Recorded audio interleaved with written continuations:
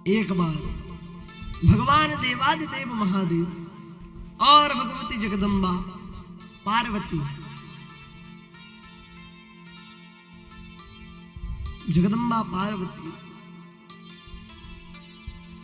भ्रमण करने निकले तो भगवान शिव शंकर नंदी पर आरूढ़ हुए।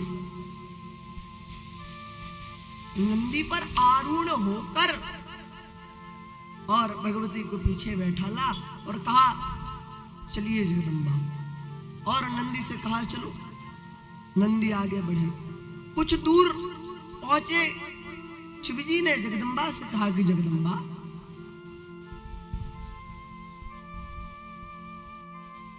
आप यहीं ठहरे। नंदी से कहा नंदी मैं भी आता हूं। और भगवान शिव शंकर नंदी से उतरकर नीचे आए और नीचे जाकर एक निर्जन स्थान, मतलब कोई प्रतिमाएं कुछ नहीं वहां पर, एक निर्जन स्थान पर भगवान शंकर गए और उस स्थान को साष्टांग दंडवत किया, प्रणाम किया और वहां की जो धूल थी वह उठाकर अपने मस्तक पर लगाई, मस्तक पर लगाई और पुनः आकर नंदी पर आरूढ़ होकर बैठ गए। जगदम्बा ने कहा कि हे देवादिदेव आप कहां गए थे?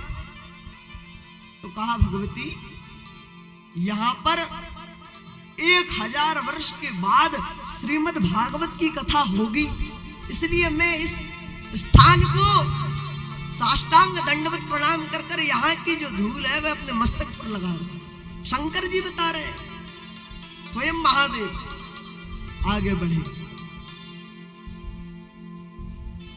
आगे की ओर आए, एक और निर्जन स्थान दिखाई दिया। भगवान शिव शंकर पुनः गए, जाकर पुनः दंडवत प्रणाम किया, वहां धूल उठाकर अपने मस्तक पर लगाई और पुनः आए।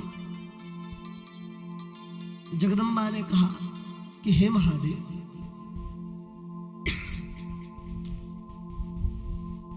हे महादेव,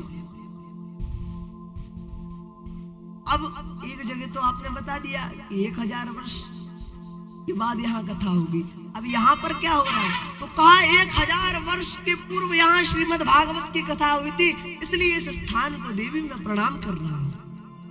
ये महिमा है श्रीमद् भागवत की कि भगवान शिव शंकर जहाँ पर 1000 वर्ष के पूर्व कथा हो चुकी है और 1000 वर्ष के बाद होने वाली उस जगह को स्वयं देवादिदेव महादेव आकर दंडवत प्रणाम करते हैं और वहां की धूल उठाकर अपने मस्तक पर चढ़ाते हैं।